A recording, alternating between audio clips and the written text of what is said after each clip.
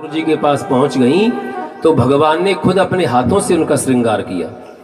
भगवान के पास बिना श्रृंगार के जाएंगे तो प्रभु अपने हाथों से भक्त को सजाएंगे, और सज धज कर जाएंगे तो फर्क नहीं पड़ेगा। सूर्पणखा तो सज धज के गई थी, बड़ी सुंदर बन के गई सूर्पणखा। बोले आपके जैसा कोई पुरुष नहीं, मेरे समान कोई नारी नहीं, विधाता ने हम लोगों की जोड़ी बनाई है। तो उल्टा उसको कुरूप बना दिया, और जो गोपियां उल्टा सीधे कपड़े पहन के चली गईं, उनका गोविंद ने अपने हाथों से श्रृंगार किया।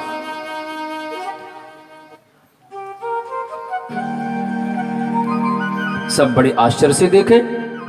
एक गोपी जैसे ही जाने को तैयार हुई, उसके घर वालों ने उसे कमरे में बंद कर दिया, बाहर से ताला लगा दिया।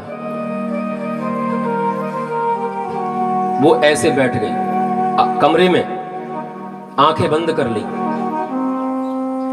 और इतनी लगन प्रभु से उसकी लग गई, गोपी की इतनी लगन लगी कि अपने प्रिय के विरह की जो अग्नि है, कहते हैं ना विरह में आग होती है, वो आग सचमुच उसके शरीर से प्रकट हो गई, और उस आग में जलकर वो भस्म हो गई अंदर ही अंदर।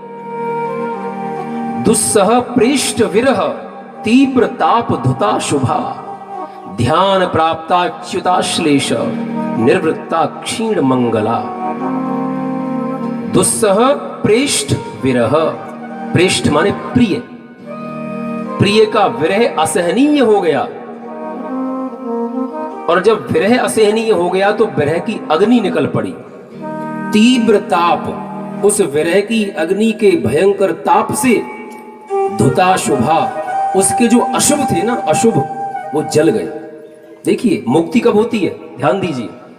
मुक्ति केवल एक ही स्थिति में होगी, जब कर्मों का लेख समाप्त हो जाएगा।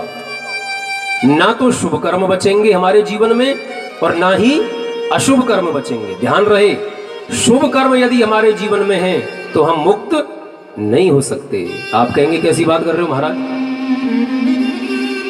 यही नियम है मुक्ति का। क्योंकि यदि शुभ कर्म हुए तो शुभ कर्म का फल भोगने के लिए आना होगा, और अशुभ कर्म हुए तो अशुभ कर्मों का फल भोगने के लिए भी जन्म लेना पड़ेगा। जब मुक्ति होगी जीव की, तब शुभ कर्म भी जल जाएंगे और अशुभ कर्म भी जल जाएंगे, और जब व्यक्ति सीधा हो जाएगा, पक्षपात रहित हो जाएगा, समानता असमानता मिट